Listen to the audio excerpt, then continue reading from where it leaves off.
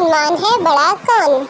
دور دراز کے بلند پہاڑی سلسلوں میں ایک اونچے درخت پر ایک گلہری رہتی تھی۔ وہ پہاڑوں پر ادھر ادھر بھاگتی، درختوں پر چڑھتی، اپنی زندگی ہنسی خوشی گزار رہی تھی۔ ان پہاڑوں میں سے ایک پہاڑ اس کی روزانہ کی اچھل کود اور خوشی سے زندگی گزارنے کو اچھا نہیں سمجھتا تھا۔ دراصل وہ اس سے حسد کرتا تھا کہ یہ اتنا چھوٹا سا جانور ہو کر اتنی مزے کی زندگی جی رہا ہے۔ اس پہاڑ نے دل میں ٹھان لی کہ کسی دن اس کا غصہ گلہری پر ضرور نکالے گا۔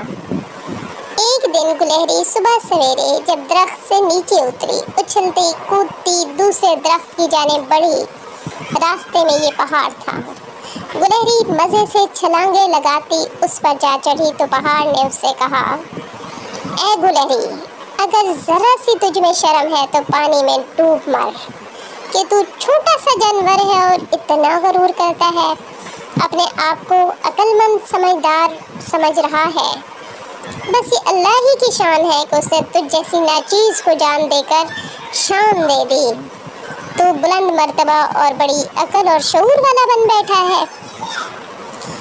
اے چھوٹو، تو دیکھ، میرے جیسے بلند اور وسیع پہاڑ کے آگے تیری اوقات ہی کیا ہے۔ میرے سامنے تو زمین بھی پست ہے۔ یہ اس قدر بلندی اور عظمت جیسی بات تجھ سے معمولی جانور میں کہاں ہے۔ گلہری نے اچانک پہاڑ کی دل دکھا دینے والی اور کڑوی کسیلی باتیں سنی تو اسے غصہ آ گیا۔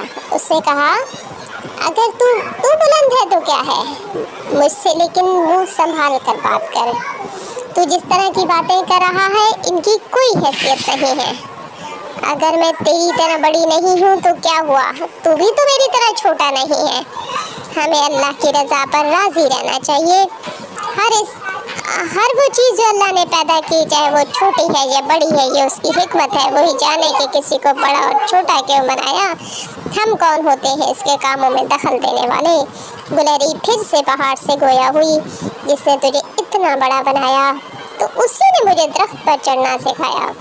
تو اتنا بڑا ہو کر ایک قدم نہیں چل سکتا، جبکہ میں چھوٹی سی ہو کر میرے اندر جو جوہر ہے وہ تو نہیں کر سکتا۔ گلہری کا جوہر یہ ہے کہ وہ چھالیا جیسی سخت چیز کو بھی توڑ لیتی ہے۔ وہ پہاڑ سے کہنے لگی کہ ذرا تو چھالیا ہی توڑ کر دکھا دے۔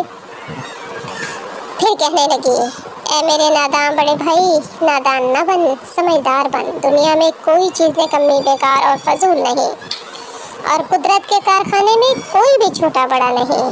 ہر ایک کی اپنی اپنی حیثیت اور مقام ہے، لہذا اللہ نے جسے جس حال میں رکھا ہے اس پر خوش رہے، دوسروں سے حسد نہ کرے، اور حسد کر کے نہ اپنا دل دکھا اور نہ دوسروں کا۔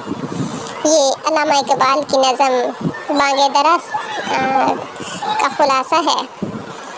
اس کہانی کا مرکزی نقطہ یہ ہے کہ پیارے بچوں، ہمیں کسی کو کمتر نہیں سمجھنا چاہیے۔